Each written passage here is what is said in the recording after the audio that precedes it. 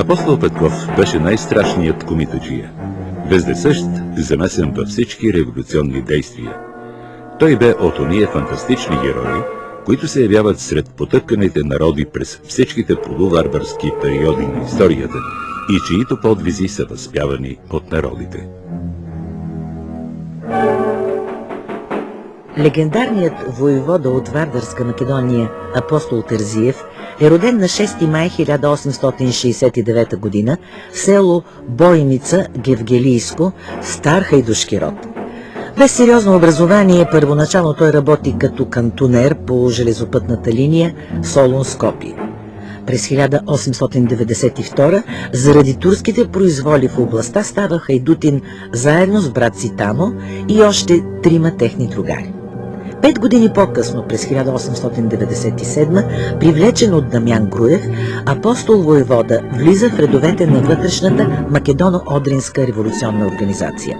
Успява бързо да изплете здрава революционна мрежа в Енидже Вардарско и Гевгелийско и става главен организационен воевода на организацията в областта. Апостол Войвода е един от организаторите и активни участници в Илинденско-Преображенското въстание от 1903 година. Точно на Илинден 1903 неговата чета се обединява заедно с четите на Иван Карасовията от Енидже Вардарско и на Кръстю Асенов от Кукушкия край. Командваните от апостол Войвода въстаници дават отпор на турските войски в няколко сражения. При едно от тях четниците му отблъскват дори неприятелската кавалерия. След потушаването на Илинденско-Преображенската епопея, войводата продължава да действа в района на Енидже Вардарско. На 1 март 1905 г., издадени от овчари Арнаути, четите на апостол Войвода и на Сава Михайлов са обградени от турска войска край село Смол. Сражението продължава близо 5 часа. Апостол Войвода е ранен в петата и успява да се спаси заедно с още 5 души четници. Османското правителство решава, че апостол е убит и награждава всички участници в сражението от турска страна с медали, повишения и пари. След една седмица обаче валията на Солун получава писмо с печата на апостол Войвода, в което той му съобщавал, че е оздравял от леката си рана. Чак след 4 години, когато натискът на гръцките андарти и на турската войска в Енидже Вардарско става неудържим, апостол Войвода е принуден да напусне района. След Младотурската революция от 1908 година, апостол Войвода отказва да излезе от нелегалност и едва след дълго уговаряне от страна на Кемал Паша, бъдещият Ататюрк, войводата оставя оръжие. Но съвсем скоро е разочарован от политиката на младотурците и за да не бъде предателски убит, търси спасение в България.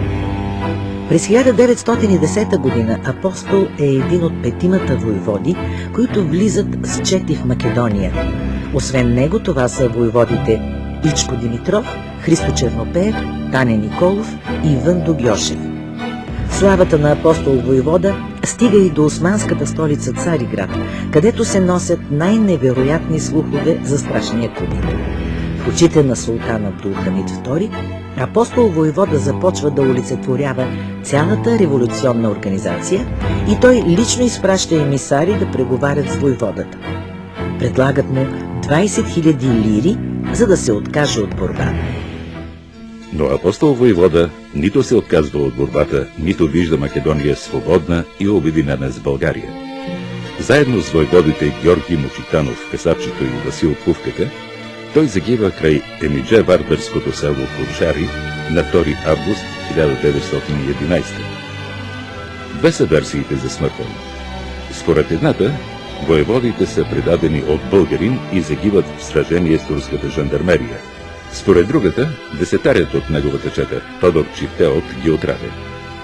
Така загива воеводата, който цели 14 години е истински защитник на българите в Македония, възпят в народните песни като Енидже Вардарското слънце.